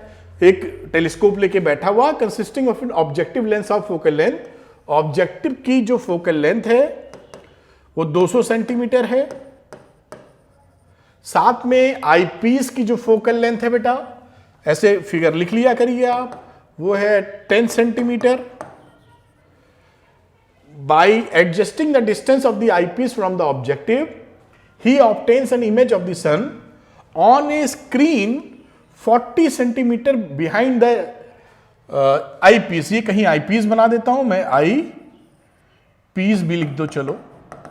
तो यहां कहीं कोई इमेज बन रही होगी इसकी, स्क्रीन पे ली है तो रियल होगी 40 सेंटीमीटर, यहां से 40 सेंटीमीटर, यहां कहीं समझ लीजिए ऐसे इमेज बना देते हैं, जो भी है, सीधी उल्टी जो बननी है ठीक है। The diameter of the sun's image is measured to be 6 centimetre. जो डायमीटर ऑफ द सन है डी, वो कितनी मेजर की है इसने? 6 सेंटीमीटर। इमेज की, यहां जो इमेज बन रहा है ये इसकी जो डायमीटर है स्मॉल d, ये 6 निकाली है।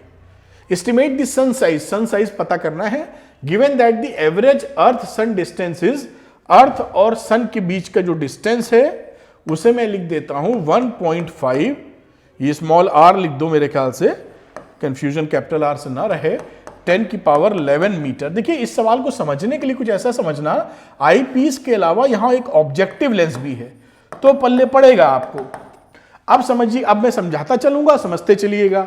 अब यहां पर देखिए हमको V पता है आई पीस के लिए, तो थोड़ा बड़ा बड़ा लिख देता हूं इसलिए जगह कम बचती है। फॉर आई पीस हमें मालूम है कि जो V का फिगर है वो +40 है, ये समझ में आ गई। फोकल लेंथ भी दे रखी थी, वो थी साहब 10 सेंटीमीटर प्लस का, कॉन्वेक्स है +10, ठीक है। अब यहां पर U निकाल लेते हैं, तो U बड़ी इच्छा रहती है कि स्क्रीन ना खसकानी पड़े, लेकिन शायद मैं बड़ा लिखता हूं, 1/V minus 1/U is equal to 1/FE, इसकी चर्चा कर रहे हैं।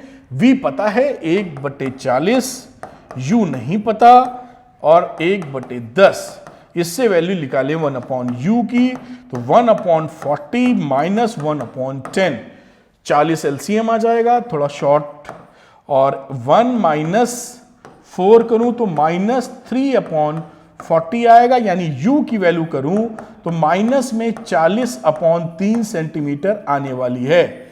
इस -40/3 का मतलब क्या है, ये माइनस है तो इधर कहीं इमेज बन रही होगी, ऐसे समझ लीजिए ये इसके लिए ये ऑब्जेक्ट होगा और इसके लिए ये इमेज होगी। ये इमेज ऑफ ऑब्जेक्टिव है और ये ऑब्जेक्ट ऑफ आईपीस है। पल्ले पड़ रहा है ना भाई, सन तो इधर कहीं है, सन का इमेज जिसने यहां बनाया इसके लिए ऑब्जेक्ट हो गया, बात बन गई। ये 40/3 है। अब आप देखिए इसने जो ये d दी होगी वो तो मैग्निफिकेशन के बेसिस पे दी होगी, तो असल में ये d कितना होगा, ये जो ऑब्जेक्टिव के लिए d है, समझना मेरी बात, इसने तो मैग्नीफाई किया है ना, इसको जितना बड़ा था उसको मैग्नीफाई करके दे दिया है स्मॉल d, जो कि यहां पे दे रखा है 6 सेंटीमीटर। तो इस ऑब्जेक्ट की कितनी रही होगी, तो m जानते हैं क्या होता है, height of image upon height of object, plus minus छोड़ देते हैं, कोई उसमें दिमाग लड़ाने की भी आवश्यकता नहीं है।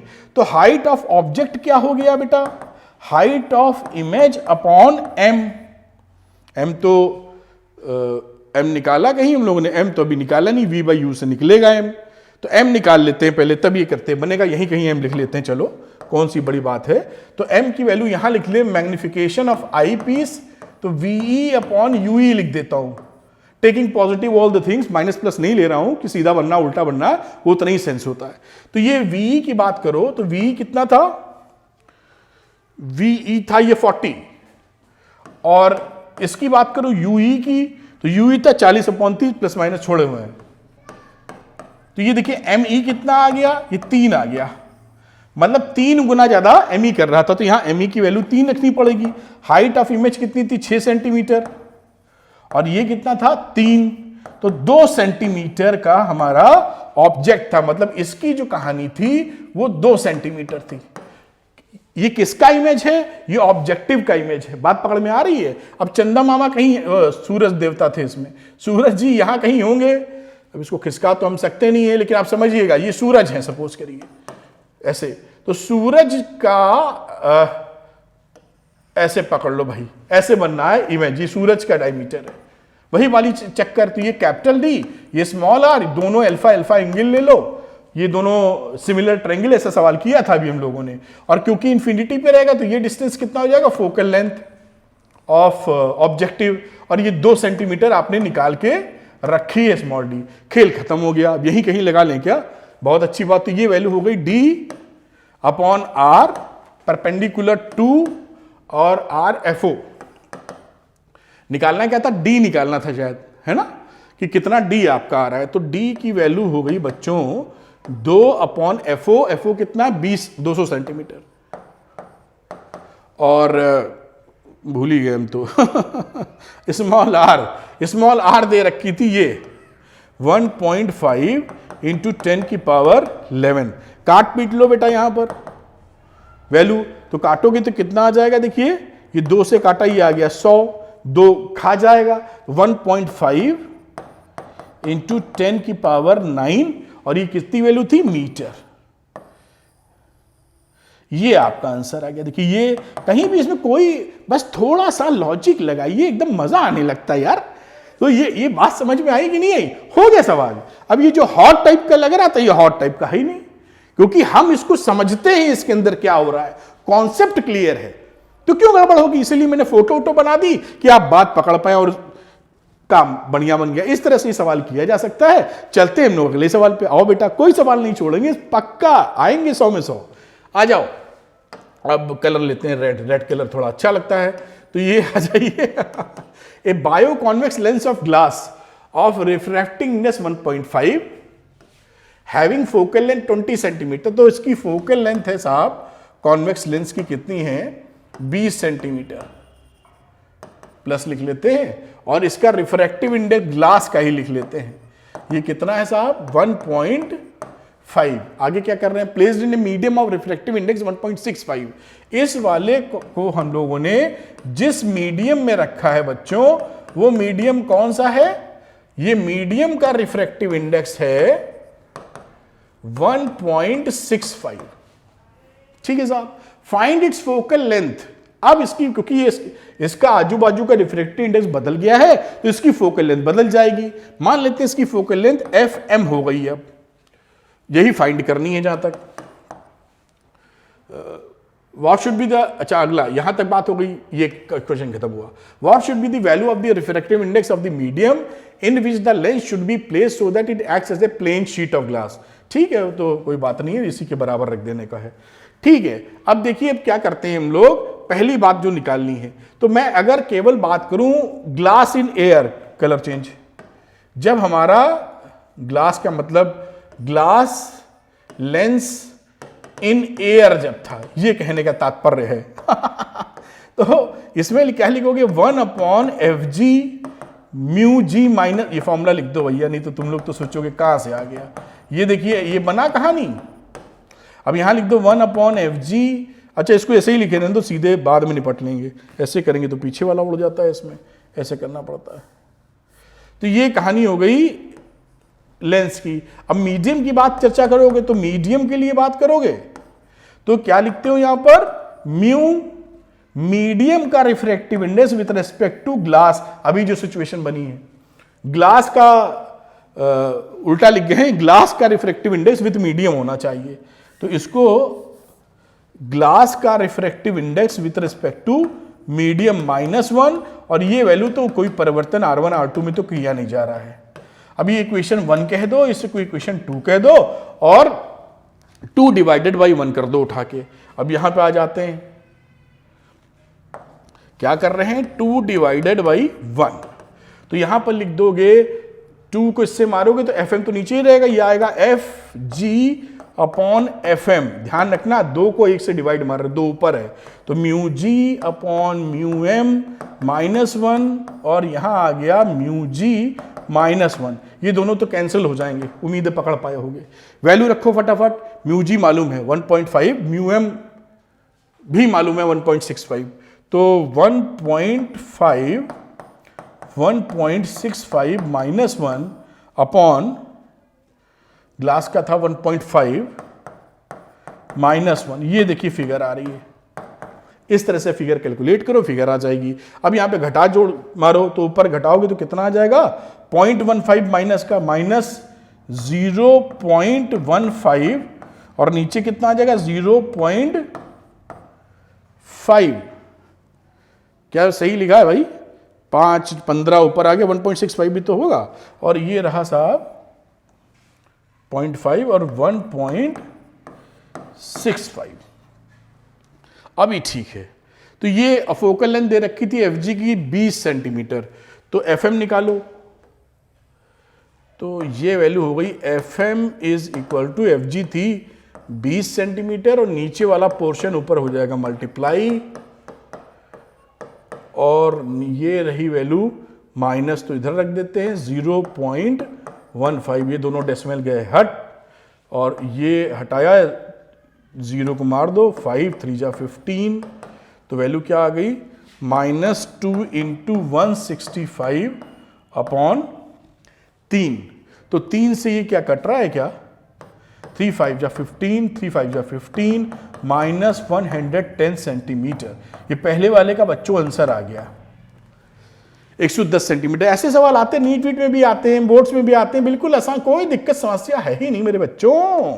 तो ये फाइंड इट्स फोकल लेंथ हो गई, खेल खत्म। अब कह रहा है what should be the value of the refractive index of the medium in which the lens should be placed so that it acts as a plane sheet of glass. भाई इसका रिफ्रैक्टिव इंडेक्स इसके बराबर हो जाना चाहिए, दिखना बंद हो जाएगा, जो रे जा रही चलती चली जाएगी। तो कितना रिफ्रैक्टिव इंडेक्स होना चाहिए, 1.5। अगर हम 1.5 ग्लास के बराबर का ही मीडियम लगा देंगे तो साहब ये गायब हो जाएगा, प्लेन शीट की तरह एक्ट करेगा, सीधे सीधे काम खत्म। उस समय फोकल लेंथ इसकी क्या होगी, कोई फोकल लेंथ नहीं, इन्फिनिटी टाइप की हो जाएगी, कहीं कन्वर्ज ही नहीं करेगा, ना डाइवर्ज करेगा। इस तरह से क्वेश्चन किया जा सकता है, ऐसे क्वेश्चन पूछे जाते हैं। तैयार रहिए मजबूती के साथ। चलते हैं अगले क्वेश्चन पे, आओ। तो बच्चों करते हैं अगला सवाल, बहुत इंपॉर्टेंट, खूब आता है एग्जामिनेशन में और बहुत ही सरल है। देखिए कितना सरल है, ये देखते हैं। तो लिखा है a triangular prism of refracting angle 60। ये 60 इसका देखिए एंगल दे रखा है, is made of a transparent material of refractive index. इसका जो म्यू है 2/√3 है बच्चों। A ray light incident normally on the face KL, ये नॉर्मली आपको दिख रहा है, फेस KL पे आ रही है। As shown in the figure, trace the path of the ray as it passes through the prism and calculate the angle of emergence and angle of deviation. तो एंगल ऑफ डिविएशन और angle of deviation पता करना और emergence का angle भी पता करना है। चलिए समझते हैं हम लोग। तो हमें ये मालूम है कि ये रे जब आगे बढ़ेगी, मैं थोड़ा सा प्रिज्म को बड़ा कर देता हूं, और ये देखिए 90 डिग्री पड़ी, तो जब ये 90 डिग्री यहां पड़ेगी तो ये नॉर्मली पड़ी है, तो ये तो सीधे यहां टकराएगी आके। अब सीधे टकराई, इसका नॉर्मल बनाया ये। अब ये 60 है, ये 90 है, देखो बच्चों, तो ये एंगल कितना होगा, दिस इज 30 डिग्री, तभी तो 180 पूरा होगा ट्रायंगल का। अगर ये 60 डिग्री है तो ये एंगल कितना है, अगेन ये अगर 30 डिग्री तो 60 डिग्री है, एंगल ऑफ इंसिडेंस हो गया। अब अगर ये डेंसर मीडियम है और ये रेयर मीडियम, अगर ये क्रिटिकल एंगल से छोटा है तो रिफ्रैक्शन, अगर क्रिटिकल एंगल से बड़ा एंगल है तो ये वापस TIR हो जाएगा। इसको पकड़ने के लिए हम लोग क्या करेंगे, sine C is equal to 1/μ लगाएंगे। अब यहां 1/μ की वैल्यू रखी 2/√3, तो वैल्यू आ गई sine C is equal to √3/2। तो C की वैल्यू कितनी हो गई, C की वैल्यू हो गई साहब 60 डिग्री। आप जानते हैं 0, 1/2, 1/√2, √3/2। C हो गया आपका कितना, क्रिटिकल एंगल। यानी इस समय ये जो एंगल पड़ा है जिस पे ये फॉल किया वो क्या है, क्रिटिकल एंगल। आप जानते हो जब क्रिटिकल एंगल पे कोई रे फॉल होती है तो दोनों मीडियम की बाउंड्री से या इंटरफेस से पास होती है, तो ये रे यहां से निकल जाएगी ऐसे। समझ पा रहे, जब एंगल ऑफ रिफ्रैक्शन कितना हो जाता है उसका 90 डिग्री, तो ये 90 डिग्री बनाते हुए तो निकल गई। ये हो गया रे डायग्राम, और एंगल ऑफ इमरजेंस जो रहा वो 90 डिग्री रहा, ये आई है, तो रिफ्रैक्शन में ये देखिए कितना है साहब 90 डिग्री। ये साहब आपका हो गया। और एंगल ऑफ डिविएशन की बात करें अगर, तो ये देखिए 60 डिग्री पे सीधे जाने की कोशिश करती तो एंगल ऑफ डिविएशन कितना हो गया, 30 डिग्री का। डिविएशन की बात करें, भाई सीधी जाने की कोशिश करती तो 60 था, तो ये ऐसे ही निकलती, तो इस रास्ते से कितना भटक गई, मतलब मुड़ गई आप। तो ये रास्ता पकड़िए, ये 60 है तो ये हो जाएगा 60 वर्टिकली अपोजिट एंगल, ये बचा 30। तो एंगल ऑफ डिविएशन कितना हो, अगर इस एंगल की बात करें डिविएट करने का, तो 30 डिग्री आ गया। और एंगल ऑफ इमरजेंस कितना हो गया, 90 डिग्री हो गया। पाथ रे का आपको दिखा दिया, यहां से आ रही थी और यहां से गई, क्यों गई, इसका पूरा एक्सप्लेनेशन अंदर छुपा हुआ है। इस तरह से क्वेश्चंस आएंगे आपको डराने के लिए, होते बड़े सरल है। एक और क्वेश्चन करेंगे जिससे पूरा फंडा आप पकड़ सकें। देखिए, 2 monochromatic rays of light are incident normally on the face of prism AB of an isosceles right triangle. ये 45 डिग्री, ये 45 डिग्री, और ये ऑब्वियसली 90 डिग्री है।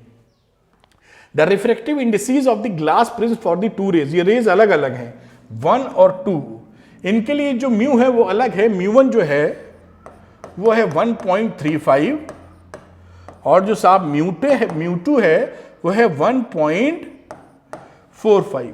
Trace the path of these raise, इनका ट्रेस करना है आफ्टर एंटरिंग द प्रिज्म।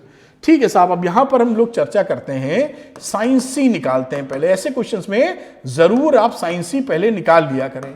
तो 1/1.35 value रखी है आपने, इसको 1/1.35 करेंगे तो वैल्यू आ जाएगी 0.74।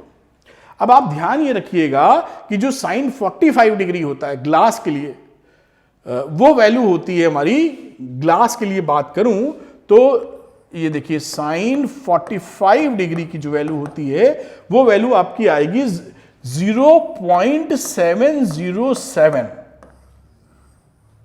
पकड़िएगा आप। अब यहां पर जो क्रिटिकल एंगल है, समझिए, ये देखिए ये फिगर बड़ी है ना, तो ये जो एंगल होगा C1, इसको मैं C1 कह देता हूं, ये एंगल बड़ा हो जाएगा 45 डिग्री से, क्योंकि 45 डिग्री की वैल्यू होती है 0.700 और फर्स्ट क्वाड्रेंट में एंगल बढ़ने पर साइन बढ़ता है 0 से 90 के बीच में। जैसे जैसे एंगल बढ़ाओगे वैसे वैसे साइन थीटा भी बढ़ता चला जाता है। उस वजह से ये वैल्यू इस वैल्यू से ज्यादा है तो C1 45 से ज्यादा होगा। ठीक है, दूसरी बात करते हैं साइन C2 की। समझना, 1/μ2 और 1/1.45, इसकी वैल्यू कितनी आएगी 0.689। इसकी वैल्यू इससे कम है तो C2 की जो वैल्यू है वो 45 डिग्री से कम आ गई साहब। क्रिटिकल एंगल की बात कर रहे हैं। अब देखिए यहां से ये जो रे गई वो तो सीधे टकराएंगी दोनों रे, ऐसे ऐसे। जब ये टकराएगी तो देखिए, ध्यान से देखिएगा, ये 45 है, ये 90 है, तो ये यहां पर ये एंगल कितना हो जाएगा, अगेन 45। ट्रायंगल तो तभी 180 डिग्री कंप्लीट होगा। अब यहां पर ऐसे एक नॉर्मल खींचिए, ये 45, तो ये एंगल कितना हो गया 45। तो फर्स्ट वाला फॉल कर रहा है 45 पे और दूसरा वाला भी फॉल कर रहा है 45 पे। पहले के केस में क्रिटिकल एंगल 45 से बड़ा है, इसलिए ये रिफ्रैक्ट कर जाएगा। 1 के लिए क्रिटिकल एंगल 45 से बड़ा है, इसलिए हो जाएगा इसका रिफ्रैक्शन, सीधी की जगह अवे जाएगा तो इस तरह से चली जाएगी। फर्स्ट रे की बात कर रहा हूं। सेकंड में क्या होगा, ये 45 डिग्री है, इसका क्रिटिकल एंगल 45 डिग्री से छोटा है तो इसका TIR हो जाएगा 45, क्या हो गया, बड़ा हो गया ना, क्रिटिकल एंगल से बड़ा हो गया तो TIR हो जाएगा। जब इसका TIR होगा तो आप जानते ही हैं सेम मीडियम में जा रहा है तो इसका जो ये रे रहेगी वो भी 45 बनाएगी। ये 45 तो 90 बन के आपको निकलेगा और नॉर्मली जब यहां फॉल करेगा तो सीधे निकल जाएगा। ये 2 का पाथ हो गया, खेल खत्म हो गया। देखिए आप समझ गए पूरा लॉजिक। कैसा भी सवाल प्रिज्म पे आए, इस वाले फॉर्मूले में अक्सर वो आपसे चाहते हैं कि समझदारी का निर्णय लें आप, और आप लेंगे। कितना आसान और मजेदार सवाल। चलिए अगले की चर्चा करते हैं हम लोग। Why should the objective of a telescope have large focal length and large aperture? Very important question, हर दूसरे सवाल आपको मिलेगा। तो जो टेलीस्कोप होता है उसमें वैल्यू मैग्निफिकेशन की होती है FO/FE, माइनस प्लस छोड़ देते हैं, वो उल्टा सीधा बन रहा है, वो बात की बात है। अब यहां पर अगर हमारा FO ज्यादा बड़ा होगा ऑब्जेक्टिव लेंस तो M भी बड़ा होगा, तो टेलीस्कोप में हमें चाहिए M ज्यादा, तभी तो बना रहे हैं, तो FO हमारा बड़ा होना चाहिए। दूसरी बात, जो रिजॉल्विंग पावर रहती है, दो तरह से समझ सकते हैं। जो रिजॉल्विंग पावर होती है उसकी वैल्यू होती है 2 into aperture upon 1.22 into lambda. अब इस केस में लार्ज एपर्चर होने पर, ए ज्यादा होने पर रिजॉल्विंग पावर ज्यादा मिलेगी, तो एपर्चर ज्यादा रखते हैं जिससे रिजॉल्विंग पावर ज्यादा मिले, तो दो चीजों में फर्क कर पाए। बहुत छोटे छोटे तो स्टार दिख रहे होते हैं बड़ी मुश्किल से, है ना, तो रिजॉल्व कर पाए। दूसरा ये कि उसका अपर्चर बड़ा रखेंगे तो ज्यादा लाइट वो ले पाएगा। ऑब्जेक्टिव की बात कर रहा हूं, ऑब्जेक्टिव की ही बात हो रही है, तो बड़ा रखेंगे तो ज्यादा लाइट ले पाएगा, तो ज्यादा बेहतर, थोड़ा ब्राइटनेस ज्यादा हमको मिल जाएगी जो दिखाई पड़ेगा। तो दो बातें हो गई, अपर्चर बड़े होने पे, रिजॉल्विंग पावर और ज्यादा लाइट ले पाए। FO क्यों ज्यादा है, क्योंकि M हमें ज्यादा चाहिए। इस तरह से ये सेगमेंट कंप्लीट होता है। अब चलते हैं अगले सेगमेंट पे, जो कि है केस स्टडी वाला। आइए तो बच्चों, आइए करते हैं केस स्टडी वाले क्वेश्चन। बहुत ही सिंपल सवाल होते हैं, बस आप ध्यान से केस स्टडी को पढ़िए और जो ऑप्शंस दिए जाते हैं उनको भी ध्यान से पढ़िए और सवाल हो जाएगा। तो ये केस स्टडी वाले क्वेश्चंस, पहला केस स्टडी आपके सामने 5 क्वेश्चंस होंगे, इनमें से 4 करने होंगे। आपको बड़ा दिखाई पड़े इसलिए मैंने एक क्वेश्चन और एक केस स्टडी साथ में ली है, फिर दूसरा क्वेश्चन तीसरा ऐसे लेंगे। प्रिज्म में glass structure which has 2 rectangular faced inclined at an angle, it has total 3 rectangular faces. आप जानती हैं हट नुमा स्ट्रक्चर होता है, प्रिज्म कुछ इस तरह का होता है। आप थोड़ा अच्छा फिगर शायद बने ना बने मालूम नहीं, ये कुछ इस तरह का स्ट्रक्चर आप देखते हैं। तो ये रेक्टेंगुलर फेसेस, एक उधर वाला, एक 1, ये 2 और ये बॉटम वाला 3 रेक्टेंगुलर फेसेस हैं। 2 ट्रायंगुलर फेसेस होते हैं इसके अंदर, यही सब चर्चा ही करेंगे। When light is allowed to pass through the prism, it refracts at 2 surfaces. Due to refraction, light deviates from its original path. The angle of deviation is given by delta is equal to mu minus 1 into A. Delta angle of deviation, mu है refractive index of prism, A है angle of prism. इसके basis पे कुछ सवालों का जवाब देना है। How many rectangular faces are there is a prism? तो जैसा हम देखते हैं एक प्रिज्म के अंदर 3 रेक्टेंगुलर फेसेस होते हैं, ऐसे हट नुमा स्ट्रक्चर होता है। तो एक ये हो गया रेक्टेंगल, एक ये हो गया रेक्टेंगल, ये रेक्टेंगल होता है साइड से देखेंगे तो, और नीचे बॉटम वाला हिस्सा क्या रहा, ये भी रेक्टेंगल। तो 3 फेसेस हो गए, option number B is correct. 3 rectangular faces होंगे इसके अंदर, ये ध्यान रखिएगा। दिखाते आपको सामने वाला चेहरा है, यानी ये चेहरा फ्रंट में, पीछे पीछे रहता है। दूसरी बात करते हैं, the number of triangular faces कितने रहते हैं, 2। अभी डायग्राम आपको दिखाया था, तो 2 ट्रायंगुलर फेसेस इसके अंदर रहने वाले हैं। अगली बात, इन द अबव डायग्राम जो भी दिखाई थी, how many faces are taking part in the refraction of light. इस तरह का देखिए डायग्राम अगर बना दें तो 2 ट्रायंगुलर पार्ट ही पार्टिसिपेट कर रहे हैं इसके अंदर, बाकी ट्रायंगुलर कह रहा हूं। जो क्या बोला, in the above diagram how many faces are taking part in refraction, 2 faces rectangular, ये रेक्टेंगुलर, ये रेक्टेंगुलर, ऐसे बना रहता है ना, ये रेक्टेंगल रहता है पूरा ऐसे ऐसे करके, है ना।